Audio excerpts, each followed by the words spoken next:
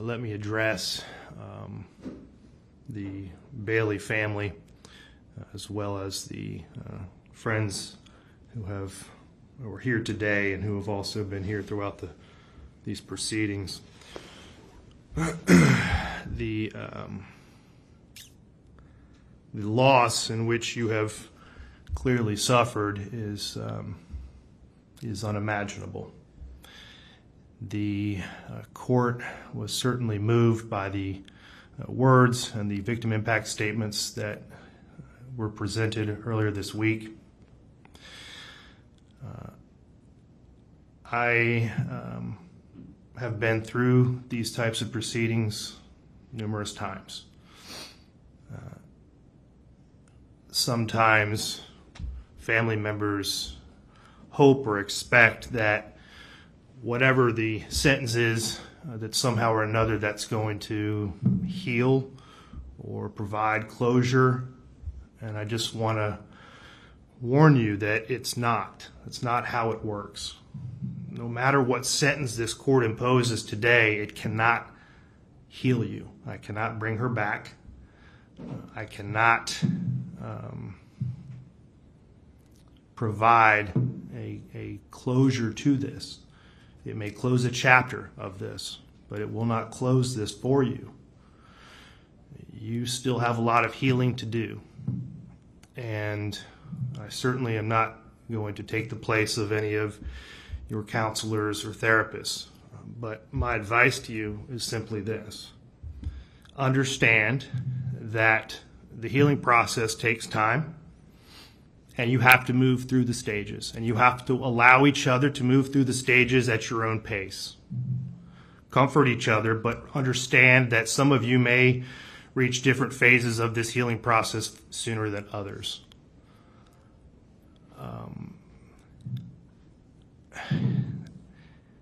Your daughter and your sister are obviously, her body is no longer present on this earth. However, her spirit lives on through each and every one of you.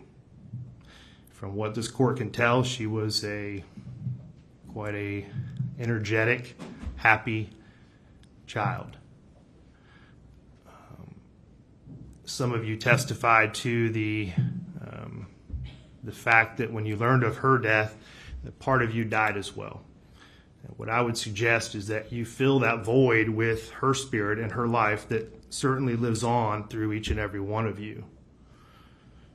Allow Bailey Sunday Fun Days to return to your home. Allow laughter to return to your home, because in depriving yourselves of that, frankly, you're continuing, it would continue to victimize Tristyn, because that's not what she would want.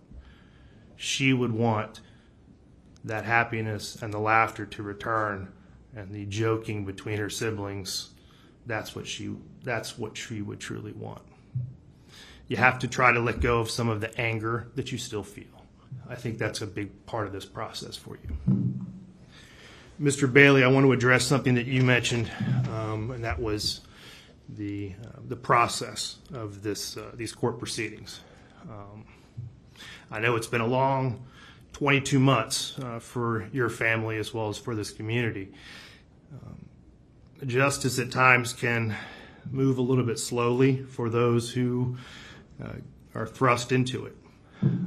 For those of us who practice it and live it and work it every day, I assure you that there are constitutional safeguards that are in place in this country, and they're there for a very important reason. And sometimes that takes time to work through that process. And that can be frustrating, it can be agonizing at times. But we strive to make sure that we get things right the first time, and that we do things the proper way. And I appreciated your comments, and I appreciated the patience that your family and the community has shown to the court system. These attorneys have worked diligently. They have had, on both sides, they have, this is not their only case, sadly. This is the only courtroom in all of St. Johns County with over 300,000 people who now live in this community. We have one felony courtroom. So every felony, every murder, it takes place in this courtroom. And these attorneys are assigned to cases throughout this circuit. I trust and I believe that they have done a diligent job in this case. And